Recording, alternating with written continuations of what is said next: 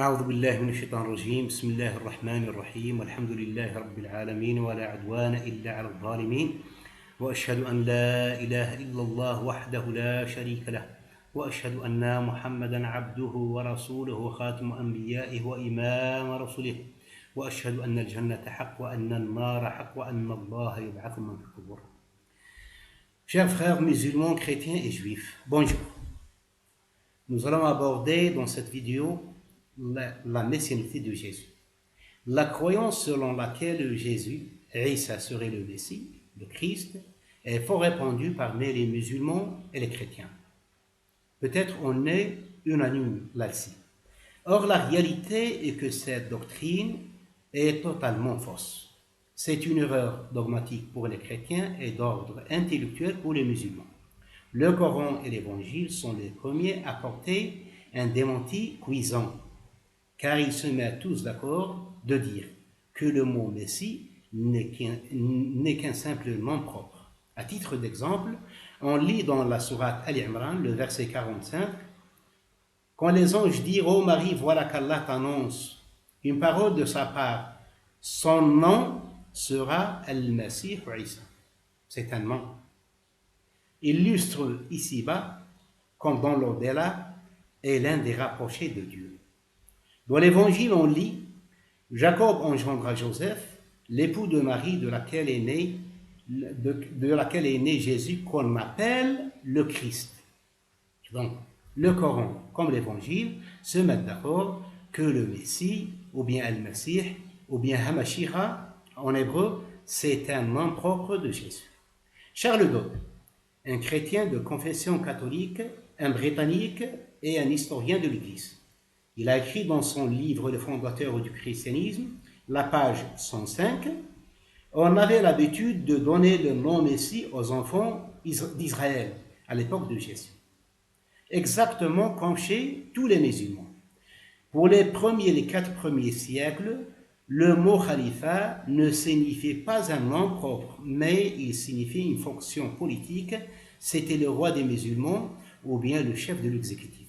Or maintenant, depuis peut-être le 6e siècle de l'islam, on a commencé, les musulmans, de donner des noms khalifa à leur propre fils. Quand je dis par exemple qu'Abu Bakr était le premier khalifa dans l'islam, et quand je dis mon voisin ou bien mon cousin s'appelle khalifa. Donc le mot khalifa dans les deux phrases prend des sens différents.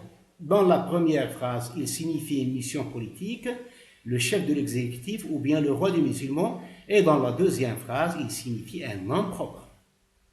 Les preuves évangéliques que Jésus n'était pas le Christ, n'était pas le Messie.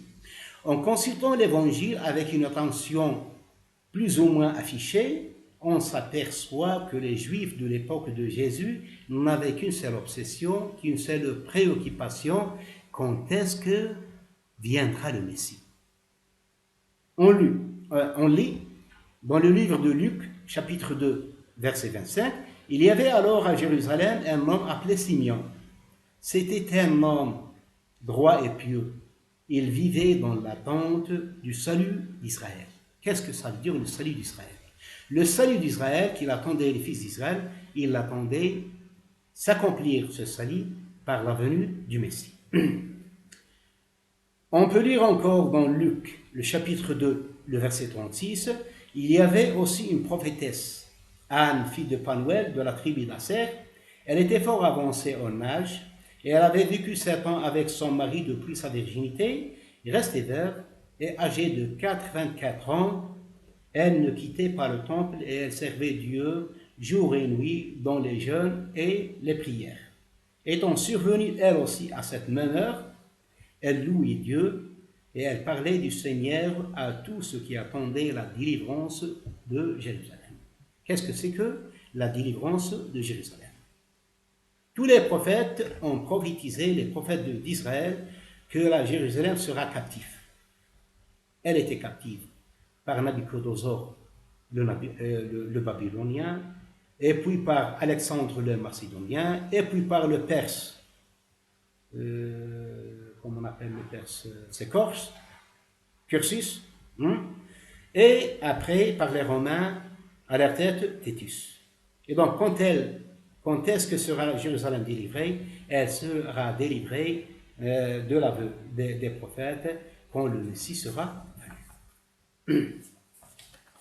On peut lire encore en Marc le chapitre 15, le verset 43.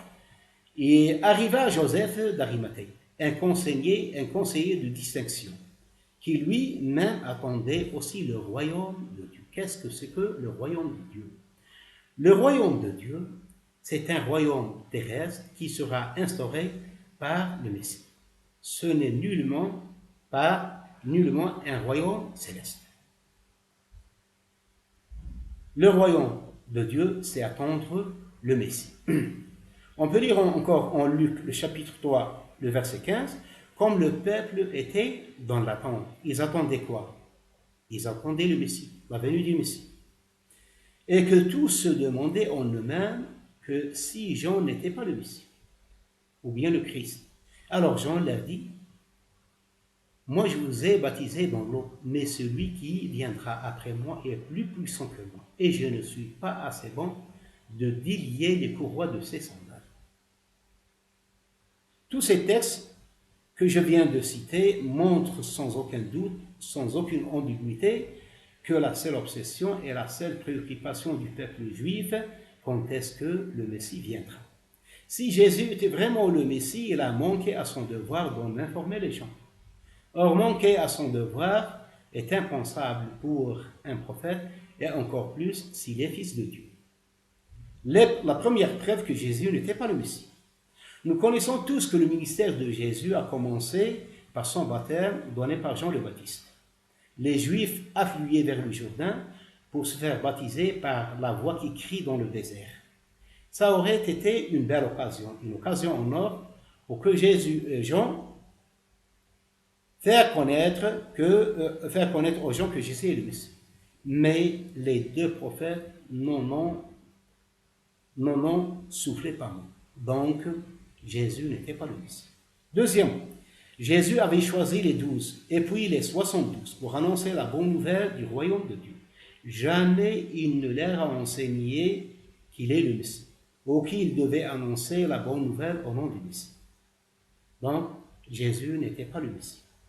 Troisièmement, des foules assistaient au sermon donné par Jésus sur la montagne. Vous connaissez tous ce sermon. Heureux ceux qui sont pauvres, car le royaume de Dieu est à eux. Heureux qui vivent dans la tristesse, car Dieu les consolera, etc. S'il avait fait Jésus savoir qu'il était le Messie, personne n'aurait l'audace de remettre en question sa messianité. Mais hélas, Jésus s'était tu. Il a toujours accepté qu'il était prophète et envoyé de Dieu, mais jamais il n'a accepté qu'il était le Messie. Quatrièmement, les évangiles nous renseignent qu'à deux reprises, 5000 hommes se sont rassemblés autour de lui. Il avait accompli le miracle de multiplier les pains et les poissons. Tous en ont mangé. C'est une belle occasion pour Jésus de se dire le Messie. Mais Jésus ne disait rien. Cinquièmement, beaucoup de Juifs lépreux, boiteux et aveugles étaient guéris par le miracle accompli par Jésus. Il a même ressuscité les morts. Mais dans tel moment propice pour s'affirmer Messie, Jésus a choisi de se taire, de rien dire. Donc Jésus ne pourrait être en aucun cas le Messie. Sixièmement, le jeudi de 14 Nissan, l'an 33, Jésus est entré à Jérusalem. Les foules venaient à son rencontre, brandissant des branches de palmier. Mais s'il était le Messie, il a commis une grave erreur de ne pas se manifester comme tel. Et quand il est entré dans le temple et fit face aux savants juifs, les maîtres de la loi et les pharisiens et les docteurs de la loi et les prêtres, il a, pour notre surprise, tous, musulmans, chrétiens et juifs, au lieu de se dire le Messie, il a corrigé la fausse doctrine colportée par les anciens pères, selon laquelle le Messie serait descendant de David. Il dit, comment les pharisiens et le maître de la loi peuvent-ils dire que le Messie est descendant de David? C'est-à-dire, de quel droit vous dites que le Messie est descendant de David. Jésus parlait à un peuple qui connaissait bien les livres de Moïse et les livres des prophètes. Et il explique encore, Jésus, David lui-même, inspiré par le Saint-Esprit, il dit, le Seigneur, ou bien Yahweh, dans les anciennes traditions, a dit à mon Seigneur, comme ici, siège à ma droite jusqu'à ce que j'ai mis de tes ennemis l'escabeau de tes pieds. C'est-à-dire, vous me connaissez que je suis descendant de David. Et vous connaissez encore que le Messie tire son pouvoir politique de Dieu. Il est assis à la droite de Dieu. Dans la langue hébraïque, s'asseoir à la droite de quelqu'un, c'est tirer pouvoir et soutien de lui. Vous connaissez tous que je n'ai aucune ambition politique. Chers compatriotes juifs, le Messie est un vaillant guerrier, mais moi je vous ai interdit même de porter des bâtons. Donc je ne suis pas le Messie. Au Messie, les peuples et les tribus de la terre payent tribut. Mais moi, quand vous m'avez demandé avis, est-il permis pour dans notre loi de payer tribut à l'empereur, je vous ai dit, donnez à César ce qui est dû à César et donnez à Dieu ce qui est dû à Dieu. Donc je ne suis pas le Messie. Vous savez bien encore que j'ai refusé de trancher même un petit litige d'héritage entre deux frères. Et je leur dis, frères, qui m'a établi entre vous comme juge? On peut lire encore dans le livre de Matthieu, quelle opinion avez-vous du Messie? De qui il est descendant? C'est-à-dire que le Messie n'était pas encore venu. Et Jésus avait une opinion tenace pour corriger que le Messie n'était pas de descendance de David. Jésus, en tant que fils d'Israël, connaissait d'avance qu'il allait dire de David. C'est-à-dire, jusqu'à ce moment, le Messie n'était pas encore venu. Et Jésus avait à corriger cette fausse doctrine, que le Messie serait israélite, ou bien de descendance davidique.